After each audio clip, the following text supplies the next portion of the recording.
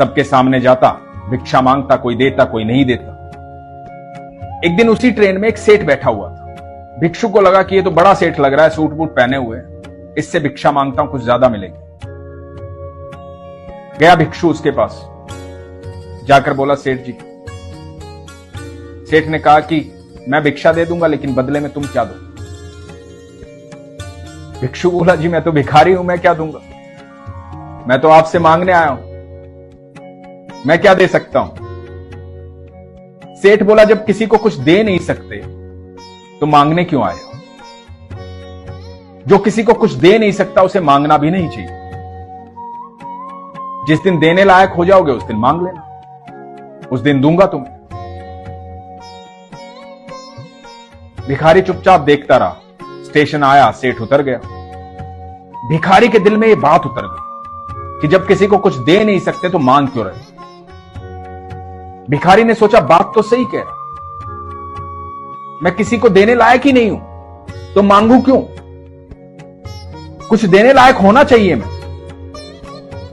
भिखारी ने सोचा जब तक किसी को कुछ दूंगा नहीं तब तक मांगूंगा नहीं, और सोचता रहा क्या दूं क्या दूं, कुछ दिमाग में नहीं आया। सुबह स्टेशन पहुंचा, मन में यही चल रहा था जब तक दूंगा नहीं मांगूंगा नहीं। तो देखा कि स्टेशन के पास बहुत सारे पौधे हैं जिन पर सुंदर सुंदर फूल लगे हुए हैं। भिखारी ने बहुत सारे फूल इकट्ठे किए, ट्रेन में चढ़ा, लोगों के पास पहुंचा, भिक्षा मांगने लगा। सबको फूल देता, भिक्षा लेता। भिक्षा देने वाला भी खुश होता, मुस्कुराता और भिक्षा देता। भिखारी ने देखा कि मैं लोगों को फूल देता हूं और लोग मुझे भिक्षा ज्यादा दे रहे हैं, लोग मुस्कुरा भी रहे हैं, खुश भी हो रहे हैं। ये तो उस सेठ ने सही बात कही थी, लेने के लिए देना पड़ता है। बड़ी अद्भुत बात थी। तो ऐसे ही सिलसिला चल रहा था। एक दिन फिर ट्रेन में चढ़ा और उसने देखा कि वही सेठ बैठा हुआ है। सेठ के पास पहुंचा, कई दिनों से इंतजार कर रहा था कि सेठ आएगा तो उसको बोलूंगा। पहुंचा सेठ के पास, सेठ को बोला कि आज मेरे पास देने के लिए है, ये लीजिए फूल और मुझे भिक्षा दीजिए। सेठ ने मुस्कुराते हुए उसे कुछ पैसे दे दिए और सेठ ने कहा कि वाह, बहुत अच्छा काम किया तुमने, अब तुम भिखारी नहीं रहे हो, व्यापारी बन गए हो। भिखारी फिर सेठ की तरफ देखता रह गया। सेठ का स्टेशन आया, चला गया। भिखारी ट्रेन से उतरा, आसमान की तरफ देखा, जोर जोर से चिल्लाने लगा कि मैं भिखारी नहीं हूं, व्यापारी हूं, भिखारी नहीं हूं, व्यापारी हूं, भिखारी नहीं हूं, व्यापारी हूं। आते जाते लोग देख रहे थे, हंस रहे थे कि पागल हो गया। भगवान को धन्यवाद कर रहा था कि भगवान, भिखारी नहीं हूं, व्यापारी हूं। 2 साल बाद स्टेशन पर 2 लोग खड़े थे, सूट बूट पहने हुए। पहले व्यक्ति ने दूसरे की तरफ देखा और कहा कि पहचाना?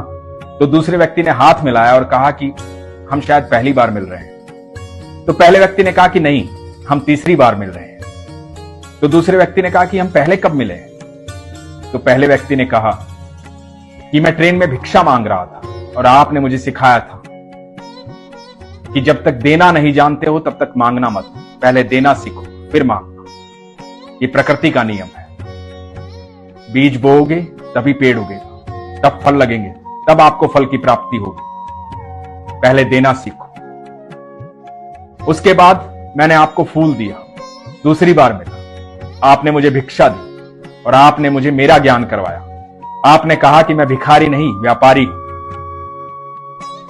बस वो दिन था जहां मुझे ज्ञात हुआ कि ईश्वर ने मुझे इस धरती पर भेजा क्यों। उससे पहले मैं अपने आप को भिखारी ही समझता था, मुझे मेरा ज्ञान नहीं था।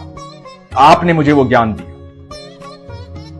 मैंने पहले फूल तोड़ करके धीरे धीरे व्यापार शुरू किया, फिर अपनी क्यारी लगाई।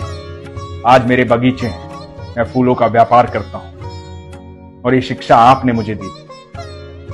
दोस्तों, ये बड़ी अद्भुत बात है।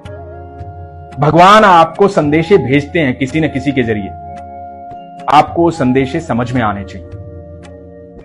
जब भी आप मुसीबत में होते हैं तो यकीन मानना, मुसीबत की एक खासियत होती है, मुसीबत जब भी आती है तो हल साथ लेकर आती है। समस्या एक होगी, हल कई सारे होंगे। लेकिन समस्या की दूसरी खासियत यह होती है कि जब समस्या आती है तो दिमाग काम करना बंद कर देता है। वहां पर जब आप ईश्वर के बंदे होते हैं, संतुलित होते हैं, सरल होते हैं, भगवान पर विश्वास रखते हैं, तो आपका दिमाग काम करना शुरू कर देता है और आपको सारे हल दिखाई देने शुरू हो जाते हैं। आपके अंदर हमेशा स्थिरता और सहजता होनी चाहिए। हर समस्या अपना हल लेकर आती है, इसलिए आज के बाद जब भी समस्या आए घबराना मत। ईश्वर को याद करना और देखना कि हल कहां है। दूसरी बात जो उस व्यक्ति ने कहा था, हमेशा देने की नियत रखो। जब आपकी देने की नियत होगी तो आपको खुद ब खुद प्राप्त होना शुरू हो जाएगा। यह प्रकृति का नियम। आपके अंदर देने का भाव होना चाहिए, आप यकीन मानते। जब आपका देने का भाव होगा तो ईश्वर कभी भी आपको ऐसी स्थिति में नहीं आने देगा जहां आपको किसी के सामने हाथ फैलाने पड़े। और एक दूसरी बात जो उसने कही थी वो ये कि आप अपने आप को पहचानो। आप साधारण नहीं हो, ईश्वर की संतान हो। ईश्वर ने आपको किसी मकसद से यहां भेजा। हारो मत, घबराओ मत, पहचानो अपने आप को। यदि आपको लगता है कि आप ऐसी परिस्थिति में जहां आप दुखी हैं, परेशान हैं, या तो उसको हल करो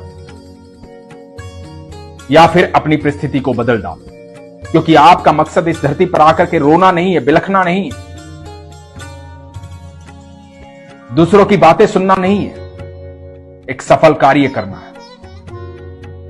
इस यात्रा का संपूर्ण फायदा उठाना है। इस पृथ्वी पर आए हो, इस पृथ्वी को देखो, निहारो, आनंद लो। ईश्वर से प्रार्थना करो कि आपको सक्षम बनाए, आपको वो सारी चीजें प्रदान करें जिससे आप इस सफर का आनंद ले पाए। वो कैसे होगा? जब आप अपना मन शांत करोगे, अपनी समस्याओं का खुद से हल करोगे, क्योंकि आपकी समस्याओं का हल सिर्फ आपके पास है और किसी के पास नहीं है। यह आपको सोचना पड़ेगा कि ईश्वर ने क्या संदेश दिया है मेरे जीवन के लिए। ये जो कहानियां, ये अनुभव मैं आपको सुनाता हूं, इन अनुभवों में बहुत सारे सवालों के जवाब होते हैं। उन जवाबों को तलाश करो, अपने विश्वास को मजबूत रखो, अपना ख्याल रखो। हरे कृष्ण।